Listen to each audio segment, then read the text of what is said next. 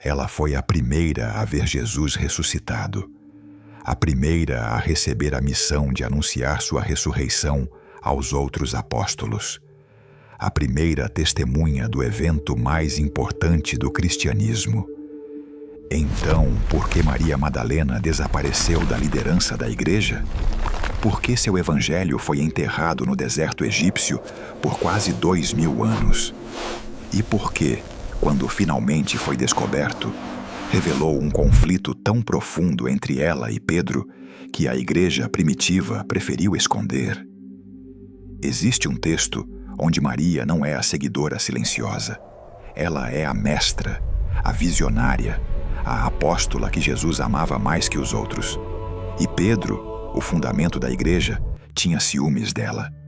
Até o final deste vídeo, você vai entender não apenas o que esse evangelho diz, mas por que a voz de uma mulher precisou ser apagada para que a hierarquia da igreja pudesse existir. Mas primeiro, se você quer ter acesso a essas histórias que foram escondidas por séculos, se inscreva agora no Escrituras Paralelas. Porque o que você está prestes a descobrir raramente é ensinado. E poucos têm coragem de revelar. Maria Madalena. O nome evoca imagens contraditórias. Para alguns, ela é a prostituta arrependida aos pés de Jesus. Para outros, a discípula fiel que permaneceu ao pé da cruz quando os homens fugiram. Para a tradição ortodoxa, ela é igual aos apóstolos, venerada como santa. Mas a Maria Madalena dos evangelhos canônicos é estranhamente silenciosa. Ela está presente nos momentos mais importantes, a crucificação, o sepultamento, a ressurreição, mas mal fala. Ela vê, ela testemunha, mas não lidera. Não ensina, não tem voz própria. Durante séculos, a Igreja Ocidental a reduziu ainda mais. No ano 591, o Papa Gregório I declarou que Maria Madalena, Maria de Betânia e a mulher pecadora do Evangelho de Lucas eram a mesma pessoa. Com um sermão, ele transformou a primeira testemunha da ressurreição em uma prostituta redimida. Essa narrativa foi tão poderosa que durou 1400 anos. Só em 1969, a Igreja Católica oficialmente separou essas figuras novamente. Mas o dano estava feito. Maria Madalena se tornou o símbolo da mulher caída que precisa de salvação masculina. Até que, em 1896, um manuscrito foi descoberto no Cairo. E em 1945, outro foi encontrado em Nag Hammadi, no Egito. E quando foram traduzidos, revelaram uma Maria completamente diferente. Uma Maria que ensinava, que liderava, que tinha acesso a mistérios que os outros apóstolos não possuíam. Uma Maria que ameaçava a ordem estabelecida. O Evangelho de Maria Madalena chegou até nós em fragmentos. O manuscrito principal foi comprado no Cairo em 1896 por um colecionador alemão chamado Karl Reinhardt. Era um códice cópita do século V, mas estava incompleto. Faltavam as páginas 1 a 6 e 10 a 14. Mais da metade do texto havia se perdido. Por décadas, esse manuscrito permaneceu pouco estudado. Até que, em 1945, camponeses egípcios descobriram uma biblioteca inteira de textos gnósticos em jarros de barro, perto de Nag Hammadi. Entre esses textos, havia mais fragmentos do Evangelho de Maria. Quando estudiosos finalmente traduziram e publicaram o texto completo em 1955, o mundo acadêmico ficou chocado. Aqui estava um evangelho onde Maria Madalena não era coadjuvante. Ela era protagonista. E os apóstolos homens, especialmente Pedro e André, eram os que não entendiam. A inversão era completa. Karen King, professora de História Eclesiástica em Harvard, chamou esse evangelho de o texto mais importante para entender o papel das mulheres no cristianismo primitivo. Elaine Pagels, especialista em textos gnósticos, disse que ele Desafia toda a estrutura de autoridade da igreja institucional. Mas o que exatamente esse evangelho dizia que era tão perturbador?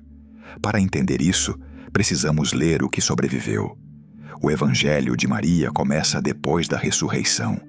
Jesus já partiu.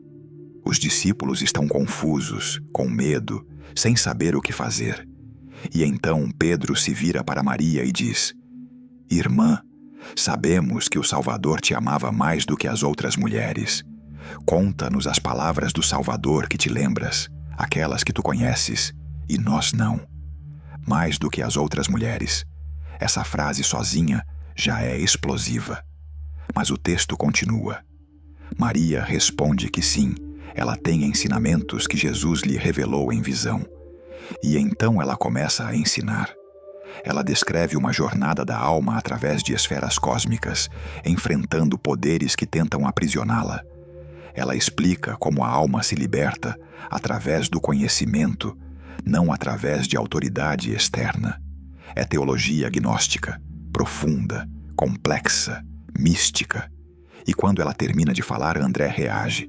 Ele diz: Eu, pelo menos, não acredito que o Salvador tenha dito isso. Essas doutrinas são estranhas. Mas é Pedro quem explode. Ele se levanta e pergunta, irritado: Será possível que ele tenha conversado com uma mulher sobre segredos que não nos revelou? Devemos mudar nossos costumes e todos escutar essa mulher? Ele a preferiu a nós? A palavra que Pedro usa não é ensinou, é preferiu. Isso não é apenas sobre doutrina, é sobre ciúme, é sobre status, é sobre quem tem autoridade apostólica. E então Levi, outro discípulo, defende Maria. Ele diz a Pedro: Se o Salvador a tornou digna, quem és tu para rejeitá-la? Certamente o Salvador a conhece muito bem. Por isso, ele a amou mais do que a nós. Mais do que a nós. O evangelho termina com Levi convocando os discípulos a pregarem o evangelho. Mas a tensão permanece. Pedro questionou a autoridade de Maria. E o texto deixa claro que ele estava errado ao fazer isso. Essa não é apenas uma diferença teológica, é uma disputa de poder. E Maria está no centro dela. O conflito entre Pedro e Maria Madalena não aparece apenas no Evangelho de Maria. No Evangelho de Tomé, também encontrado em Nag Hammadi, Pedro diz: Que Maria saia de entre nós, pois as mulheres não são dignas da vida. E Jesus responde dizendo que transformará Maria em homem para que ela possa entrar no reino dos céus. No Pistis Sophia, outro texto gnóstico, Pedro reclama repetidamente que Maria fala demais e impede os homens de falarem. Em um momento, Maria chora e diz a Jesus: Meu Senhor, tenho medo de Pedro, porque ele me ameaça e odeia nosso gênero. Esses textos pintam um quadro consistente. Havia uma tensão real entre Maria Madalena e Pedro sobre liderança na igreja primitiva. E essa tensão faz sentido historicamente. Pedro era o líder dos 12. Ele foi chamado de rocha sobre a qual a igreja seria construída. Ele era a autoridade masculina, o herdeiro institucional. Mas Maria tinha algo que Pedro não tinha. Ela foi a primeira testemunha da ressurreição. Nos 4 evangelhos canônicos, é Maria quem vê Jesus primeiro. É ela quem recebe a ordem de anunciar aos outros. Os pais da igreja a chamaram de apóstola dos apóstolos por essa razão. Então, quem tinha mais autoridade? O homem escolhido por Jesus durante seu ministério ou a mulher escolhida como primeira testemunha do evento que define toda a fé cristã? Essa pergunta era perigosa. E a igreja, que estava se formando nos séculos II e III, escolheu Pedro. Escolheu a hierarquia masculina, escolheu a autoridade institucional e silenciou a voz de Maria.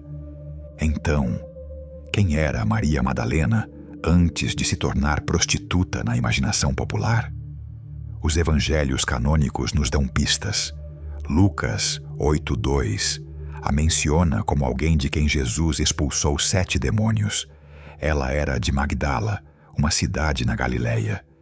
E ela fazia parte do grupo de mulheres que financeiramente sustentavam o ministério de Jesus. Isso significa que ela tinha recursos. Não era uma marginalizada social. Era uma mulher de posses que escolheu seguir Jesus e apoiar seu movimento. Ela estava presente na crucificação quando a maioria dos discípulos homens fugiu. Ela foi ao túmulo na manhã da ressurreição. E em João 20, Jesus aparece primeiro a ela e a chama pelo nome Maria. A tradição ortodoxa preservou uma memória diferente de Maria. Eles nunca a chamaram de prostituta. Eles a chamaram de igual aos apóstolos, de mirófora, portadora de mirra. Eles a veneraram como santa e missionária que pregou o evangelho até a França ou até Éfeso, dependendo da tradição. Mas no Ocidente, especialmente depois de Gregório I, ela foi reduzida. A mulher com recursos e autoridade se tornou a pecadora arrependida. A apóstola se tornou a seguidora silenciosa. Por quê? Porque uma Maria poderosa, ensinando e liderando, era incompatível com a estrutura de poder que a igreja estava construindo. Uma estrutura exclusivamente masculina. Uma estrutura onde apenas homens podiam ser sacerdotes, bispos, papas. Se Maria era apóstola, igual a Pedro, então mulheres poderiam reivindicar a autoridade apostólica. E isso era inaceitável.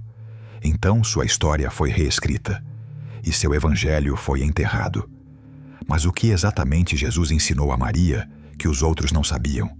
Segundo o evangelho de Maria, eram mistérios sobre a natureza da alma e sua jornada através dos reinos cósmicos. No fragmento que sobreviveu, Maria descreve uma visão onde a alma ascende através de 4 poderes ou esferas. Cada poder tenta deter a alma, acusá-la, aprisioná-la. Mas a alma, através do conhecimento verdadeiro, reconhece sua natureza divina e passa. O primeiro poder é a escuridão. O segundo é o desejo. O terceiro é a ignorância. O quarto é a ira da morte. A alma responde a cada um dizendo: eu te reconheci, mas tu não me reconheceste. E através desse conhecimento, gnosis, a alma se liberta. Essa é teologia gnóstica. A ideia de que a salvação não vem pela fé em um sacrifício externo, mas pelo autoconhecimento, pela compreensão de que você possui uma centelha divina aprisionada em matéria. E Jesus ensinou isso a Maria. Não a Pedro, não a João, a Maria. Por quê? Alguns estudiosos sugerem que havia uma tradição de sabedoria feminina no cristianismo primitivo. A Sofia, sabedoria personificada como feminina, era uma figura central na teologia gnóstica. E Maria, como mulher sábia, era vista como encarnação dessa sabedoria. Mas a Igreja Ortodoxa rejeitou o gnosticismo, rejeitou a ideia de salvação por conhecimento, abraçou a salvação pela graça através da fé. E, ao fazer isso, rejeitou os textos que elevavam Maria como mestra de mistérios. O Evangelho de Maria foi rotulado como heresia. E a própria Maria foi reduzida, domesticada, silenciada. Por que o Evangelho de Maria foi excluído do cânon? A resposta óbvia é que ele é gnóstico. E a Igreja dos séculos II e III estava ativamente combatendo o gnosticismo como heresia. Mas há uma razão mais profunda. Esse evangelho desafia a estrutura de autoridade que a Igreja estava construindo. Uma estrutura baseada em sucessão apostólica masculina. Pedro passou sua autoridade para bispos homens. Esses bispos passaram para outros homens. E assim por diante. Mas se Maria tinha autoridade igual ou superior a Pedro, então a sucessão apostólica não pode ser exclusivamente masculina. Mulheres poderiam reivindicar ordenação, poderiam reivindicar ensino, poderiam reivindicar liderança. E isso era impensável para os pais da Igreja. Tertuliano, escrevendo no século II, declarou: não é permitido que uma mulher fale na Igreja, nem ensine, nem batize, nem oferecer a Eucaristia, nem reivindicar para si qualquer função própria do homem, muito menos o ofício sacerdotal. Clemente de Alexandria disse que a natureza da mulher é ser subordinada. Orígenes argumentou que mulheres não poderiam ser testemunhas confiáveis. E assim, mesmo que os evangelhos canônicos preservassem a memória de Maria como primeira testemunha da ressurreição, sua autoridade foi minimizada. Ela viu, mas não liderou. Ela testemunhou, mas não ensinou. E seu evangelho, onde ela claramente lidera e ensina, foi banido. Não porque era historicamente falso. Muitos textos canônicos também foram escritos décadas após os eventos. Mas porque era teologicamente perigoso. Um evangelho onde uma mulher tinha mais conhecimento que Pedro não poderia existir em uma igreja onde apenas homens tinham poder. E aqui chegamos à pergunta que atravessa 2000 anos de história. Se Maria Madalena era a apóstola dos apóstolos, testemunha primária da ressurreição, mestra de mistérios, por que as mulheres foram excluídas da liderança da igreja por tanto tempo? A resposta não é teológica, é política. A igreja primitiva nasceu em um mundo greco-romano profundamente patriarcal. Para ganhar respeitabilidade, para ser levada a sério pelas autoridades, a igreja precisava parecer ordenada segundo os padrões da época. E esses padrões não incluíam mulheres em posições de autoridade pública. Então, mesmo que Jesus claramente tivesse discípulas, Maria Madalena, Maria de Betânia, Joana, Susana e outras mencionadas nos evangelhos, e mesmo que Paulo mencionasse mulheres como Febe, diaconisa, Priscila, cotrabalhadora, e Júnia, apóstola, em suas cartas, essas vozes foram progressivamente silenciadas. No século II, mulheres ainda profetizavam em algumas comunidades. No século III, isso estava sendo suprimido. No século IV, quando o cristianismo se tornou religião oficial do Império Romano, a hierarquia exclusivamente masculina estava solidificada. E textos que preservavam memórias de mulheres líderes, como o Evangelho de Maria, foram declarados heréticos, não porque eram falsos, mas porque eram inconvenientes. A Igreja construiu sua autoridade sobre Pedro, sobre a sucessão apostólica masculina. E qualquer texto que sugerisse que uma mulher tinha autoridade igual ou maior não podia ser aceito. Maria Madalena precisava ser prostituta arrependida, não apóstola. Precisava ser salva, não salvadora. Precisava ser silenciosa, não mestra. E assim, por quase 2000 anos, sua voz foi apagada, até que manuscritos enterrados no deserto começaram a ser descobertos, e essa voz começou a ser ouvida novamente. Imagine por um momento. Imagine se o Evangelho de Maria Madalena tivesse sido aceito no cânon do Novo Testamento, se tivesse sido lido nas igrejas ao lado de Mateus, Marcos, Lucas e João. Como seria o cristianismo hoje? Primeiro, haveria santas apóstolas. Não apenas mártires e virgens, mas mulheres reconhecidas como fundadoras da fé, com autoridade igual aos homens. Maria Madalena seria venerada não como a pecadora arrependida, mas como a primeira testemunha, a mestra dos mistérios, a apóstola amada. Segundo, a ordenação de mulheres nunca teria sido questionada. Se uma mulher foi escolhida por Jesus para ensinar aos apóstolos, então mulheres teriam direito inerente ao ministério.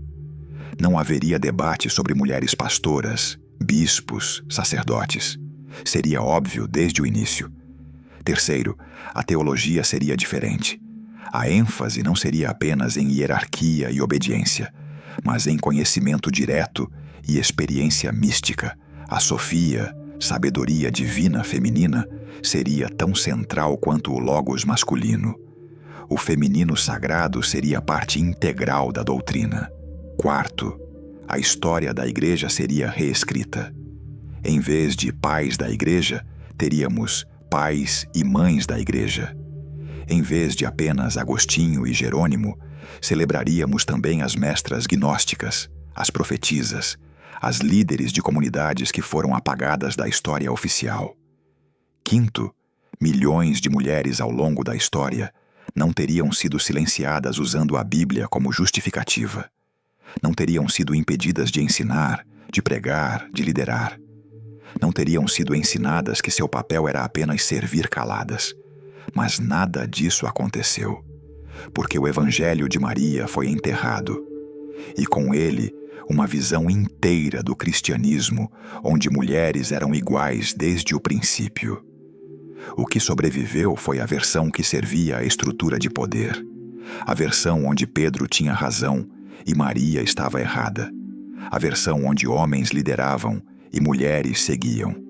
E Maria Madalena, a apóstola dos apóstolos, foi transformada em prostituta por um papa no século VI. Não porque os evangelhos diziam isso, mas porque uma Maria poderosa era perigosa demais para existir. Seu evangelho foi cassado, seus ensinamentos foram suprimidos, sua voz foi apagada. Mas em fragmentos de papiro, escondidos no deserto egípcio por 1600 anos, essa voz sobreviveu. E agora, pela primeira vez em quase 2 milênios, podemos ouvi-la novamente. Isso não significa que o Evangelho de Maria é mais verdadeiro que os evangelhos canônicos, mas significa que houve mulheres líderes no cristianismo primitivo, e suas histórias foram deliberadamente apagadas. Maria Madalena pode ter ensinado teologia gnóstica, como esse evangelho sugere, ou pode ter sido simplesmente a primeira testemunha da ressurreição, como os evangelhos canônicos atestam. Mas, de qualquer forma, ela tinha autoridade, e essa autoridade foi sistematicamente minimizada. A linha entre o canônico e o herético não foi desenhada por Deus. Foi desenhada por homens que tinham interesse em manter o poder. E a voz de Maria, apóstola, mestra, visionária, foi uma das primeiras vítimas desse processo. Mas agora, com manuscritos sendo descobertos, estudiosos reavaliando, igrejas repensando, talvez seja a hora de ouvir essa voz novamente. Não para substituir o que temos, mas para completar a história que nunca nos contaram por inteiro. Se Maria Madalena pudesse falar hoje, o que você acha que ela diria sobre como sua história foi contada? Deixe nos comentários sua resposta. E se você quer entender mais sobre textos que assustaram a igreja, o próximo vídeo vai revelar a descrição do inferno que era considerada perturbadora demais para ser lida nas missas. Castigos tão gráficos que os líderes da igreja prefeririam que você nunca soubesse. Se inscreva em escrituras paralelas para não perder o próximo capítulo dessa investigação. Porque a história do sagrado é muito maior do que te contaram. E você merece conhecer a versão completa.